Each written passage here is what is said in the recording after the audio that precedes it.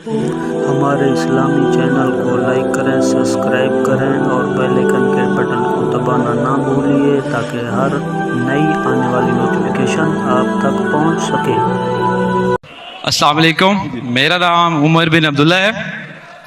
آج چونکہ ٹاپک قرآن پہ تھا اور اس کی آیات کے اوپر تھا تو میرا سوال شاید کلیئرلی ابھی میں سمجھا نہ سکوں، کیونکہ میرا سوال مسلمانوں کے بارے میں یہ ہے کہ ہمارے پہ کوئی بھی حملہ دہشت گردی کا ہوتا ہے کسی اداروں پہ، اسکول پہ یا پولیس پہ، تو اس میں قرآن کی ریفرنس ہی دے کے اس کو جہاد کا نام دیا جاتا ہے اور ہمیں اس نام سے بڑی کنفیوژن پیدا ہو گئی ہے۔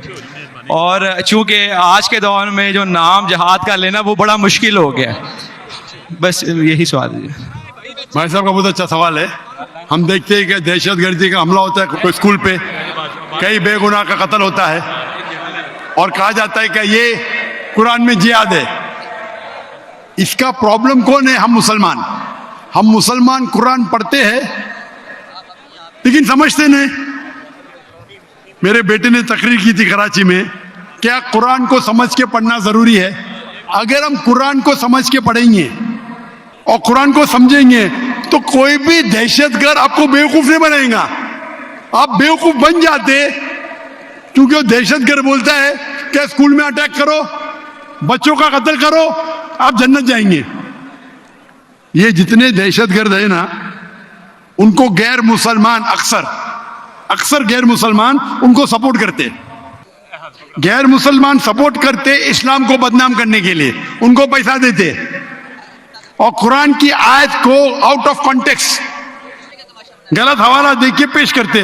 آپ اگر قرآن مجید کو سمجھ کے پڑھیں گے، میں نے تو تقریر میں کہا ہے، اگر ایک آیت ہر مسلمان جانے، سورہ مائدہ کی سورہ نمبر 5 آیت نمبر 32، اگر کوئی بھی بے گناہ کا آپ قتل کرتے چاہے مسلم یا غیر مسلم، سوا قتل کے بدلے قتل، یا اگر زمین پہ فساد پیدا کر رہا ہے، یہ دو کے علاوہ اگر کوئی انسان مسلم یا غیر مسلم دوسرے کوئی انسان مسلم یا غیر مسلم کا قتل کرتا ہے، گویا کہ ساری انسانیت کا قتل کر رہا ہے۔ اور اگر ایک انسان دوسرے انسان کا چاہے مسلم یا غیر مسلم ہو اس کی جان بچاتا ہے تو گویا کہ ساری انسانیت کی جان بچا رہا ہے۔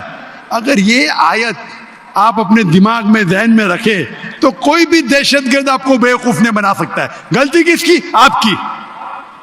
ڈاکٹر ذاکر نائک نے کہا ہم جا کے چیک کریں گے، گھر پہ جا کے کھولو سورہ مائدہ سورہ نمبر 5 آیت نمبر 32 ترجمہ پڑھو، اور آپ کو پتا ہے کہ قرآن میں کبھی بھی کانٹرڈکشن نہیں ہے، کبھی بھی ٹکرار نہیں ہے۔